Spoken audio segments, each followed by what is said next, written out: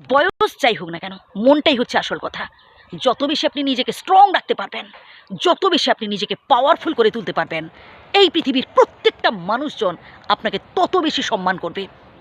আপনি যদি নিজেকে অসহায় ভাবেন, ভাই প্রত্যেকেই আপনার অসহায়ত্বের সুযোগ নেবে, প্রত্যেকেই আপনার দুর্বলতার সুযোগ নেবে।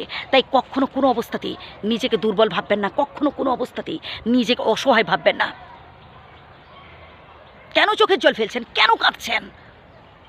ভাই যে মানুষটাকে এত গুরুত্ব দেওয়ার পরও তার ভালোবাসা পাননি, কেন ভাবছেন তাকে নিয়ে?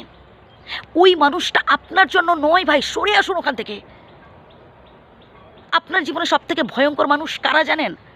যাদের সাথে আপনি এক টেবিলে বসে খাচ্ছেন, যাদের সাথে দিনের অধিকাংশ সময়টা আপনি অতিবাহিত করছেন, যাদের সাথে আপনি সুখ দুঃখের কথা বলছেন, তাদের মধ্যেই কেউ কেউ যারা শত্রু, তাদের তো আপনি দুই চোখে দেখতে পাচ্ছেন যে না, এরা আমার সবসময় ক্ষতি করার চেষ্টা করছে, এরা আমার ভালো চায় না, এরা আমার সাথে ঝগড়াঝাটি করছে, অশান্তি করছে। এদের তো আপনি বুঝতে পারছেন, এদেরকে দুই চোখে দেখতে পাচ্ছেন। কিন্তু যারা ভয়ঙ্কর মানুষ, তারা শত্রুর থেকেও ভয়ঙ্কর হয়। এদের আপনি দেখতে পাবেন না, এদের দেখতে পাবেন না। এরা সামনে আপনার প্রশংসা করবে, আপনার সুনাম করবে, আপনার অনেক খাতির করবে, আপনাকে বসার জন্য চেয়ার ছেড়ে দেবে, সামনে অভিনয় করবে আর পেছনে ক্ষতি করার চেষ্টা করবে। আর এদের থেকে ভাই সাবধানে থাকার চেষ্টা করবেন। নিজের অসহায়ত্বের কথা, নিজের দুঃখ কষ্টের কথা ভাই কারোর কাছে বলতে যাবেন না। বিশেষ করে এই ধরনের ভয়ঙ্কর মানুষদের কাছে তো একদমই নয়।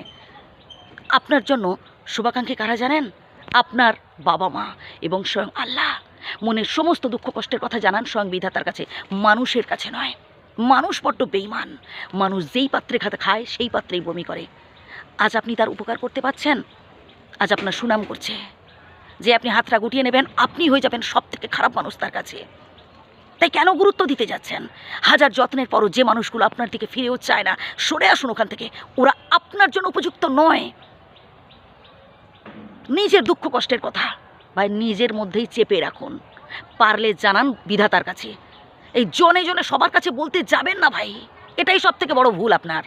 এই জনে জনে সবার কাছে বলার ফলে কি হচ্ছে জানেন? লোকেরা আপনার অসহায়ত্বের সুযোগ নিচ্ছে। আচ্ছা একটু ঠান্ডা মাথায় ভাবুন তো, আপনি এই যে দুঃখ কষ্টের কথাগুলো সবার কাছে বলছেন, তারা কি শুনছে? আদৌ শুনছে? নাকি উল্টে তাদের দুঃখ কষ্টের কথাগুলো আপনার কাছে বলছে? কোনটা বলুন তো? হ্যাঁ, তাদের দুঃখ কষ্টের কথাগুলো আপনার কাছে বলছে, কারণ তারা শুনতে চাইছে না। আর আপনি কি ভাবছেন? আপনি ভাবছেন যে আপনার দুঃখ কষ্টের কথাগুলো যদি আপনি তাদের কাছে বলেন, তাহলে তারা আপনার প্রতি সহানুভূতিশীল হবে। এই তো ভুল ভাবছেন, ভুল ভাবছেন। বরং নিজেকে মোটিভেট করুন, মনের জোর বাড়ান, নিজেকে আরও স্ট্রং রাখুন, নিজেকে আরও পাওয়ারফুল করে তুলুন। বিধাতার কাছে এই প্রার্থনা করুন যাতে আপনি আরও বেশি সহ্য করতে পারেন। নানান লোকে নানান কটু কথা বলবে, অপমান করবে, অবহেলা করবে, আপনি যাতে আরও মনটাকে শক্ত করতে পারেন। যত বেশি আপনি নিজেকে শক্তিশালী করে তুলতে পারবেন, তত বেশি আপনি সামনের দিকে এগোতে পারবেন।